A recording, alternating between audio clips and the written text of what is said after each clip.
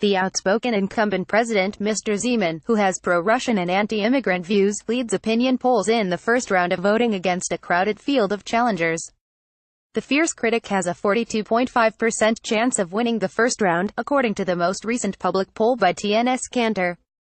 But the controversial populist could face a tougher threat from a single opponent in a runoff in 2 weeks if he does not win outright in the first round. Final polls showed the most serious challenger was nonpartisan academic Yuri Dreyho's. Mr Zeman is leading in the polls. Zeman has developed closer ties with Putin's Russia. President Mr Zeman leads opinion polls in the first round of voting. Mr Zeman says he's an EU federalist and that he favors a referendum on leaving the EU, although he would vote to stay in the bloc.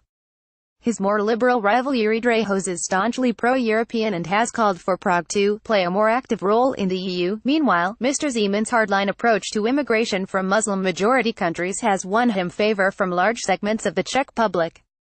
The Czech presidency is largely ceremonial but has an important role in picking who should form a government. Babis is relying on a victory by Zeman to maintain his power. Mr Zeman's victory is profoundly important to the recently installed Prime Minister, Andrej Babis, who heads up a minority government heavily dependent on the current president's support for its survival. The billionaire businessman said he would vote for Mr Zeman, 73, for his honesty, political experience and defense of national interests. Mr Babis' anti-establishment Onyo party won more than twice as many seats as any other group in an October vote but still fell far short of a majority.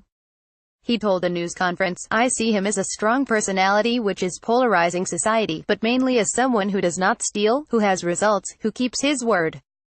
And unlike other politicians, he does not live from politics, he lives for politics. He is a man who fights for our national interests. He is not afraid to clearly state his opinion on Brussels, migration, quotas. He fights for the interests of our entrepreneurs." Mr Babis stressed that any government he leads would hold a foreign policy course based on the country's EU and NATO membership. Mr Zeman's first 5-year term ends on March 7, giving time for more talks before then on forming a government, regardless of who wins the election. If the talks stretch out beyond then, Mr Babis may have a harder time with some of Mr Zeman's opponents.